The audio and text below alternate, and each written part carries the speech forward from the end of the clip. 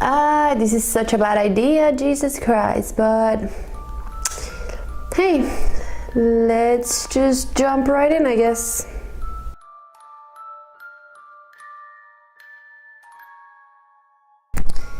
Hello everyone, welcome back to Hello, it's Isa. Today we're gonna be talking about my favorite creepypastas or short legend stories, however you would like to call it. The portraits. There was a hunter in the woods who, after a long day of hunting, was in the middle of an immense forest. It was getting dark, and having known his bearings, he decided to head in one direction until he was clear of the increasingly oppressive foliage. After what seemed like hours, he came across a cabin in a small clearing. Realizing how dark it had grown, he decided to see if he could stay there for the night. He approached and found the door. Nobody was inside. The hunter flopped down on the single bed, deciding to explain himself to the owner in the morning. As he looked around the inside of the cabin, he was surprised to see the walls adorned by several portraits, and all of them painted in incredible detail. Without exception, they appeared to be staring down at him, their features twisted in looks of hatred and malice. Staring back, he grew increasingly uncomfortable. Making a concerted effort to ignore the many hateful face, he turned to face the wall, and exhausted, he fell into a restless sleep. The next morning, the hunter awoke. He turned, blinking in an unexpected light. Looking up, he discovered that the cabin had no portraits, only windows. Like, this one is different because it's not like it hits home in a type of way. It's more the fact that it's just scary. I like the idea that it gives you that surprise, and I don't know, it's been one of my favorite creepypastas from forever. A mother's call. A young girl is playing in her bedroom when she hears her mother calling from the kitchen, so she runs down the stairs to meet her mother. As she's running through the hallway, the door to the cupboard under the stairs opens, and a hand reaches out and pulls her in. It's her mother. She whispered to her child, "Don't go in the kitchen. I heard that too."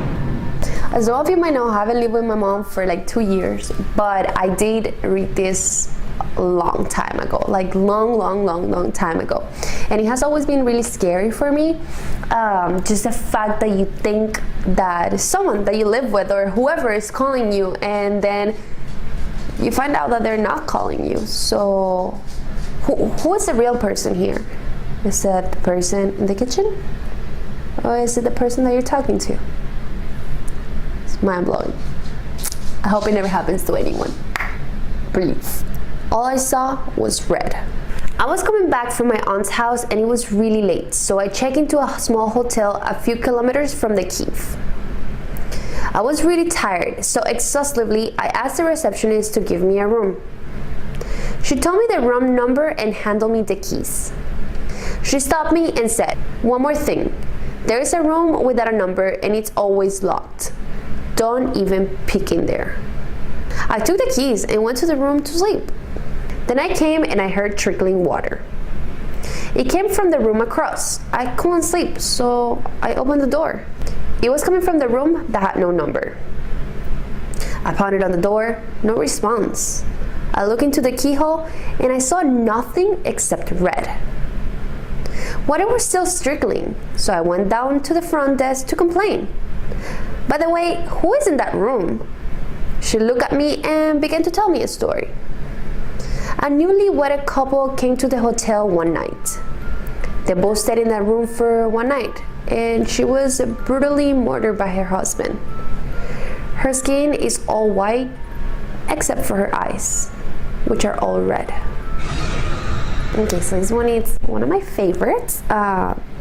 It's classic, it's scary, it's a perfect definition for damn. You know, like, oh, Jesus, can I get my money back? The dog's lick. A young girl is left home alone with her dog to protect her. When the night approaches, she locks all the doors and tries to lock all the windows, but one won't close. She decides to leave it unlocked and goes to her bed. Her dog takes his customary place under the bed. In the deep of night, she awakens to a dripping sound coming from the bathroom. The girl's too scared to go and check, so she reaches her hand under the bed.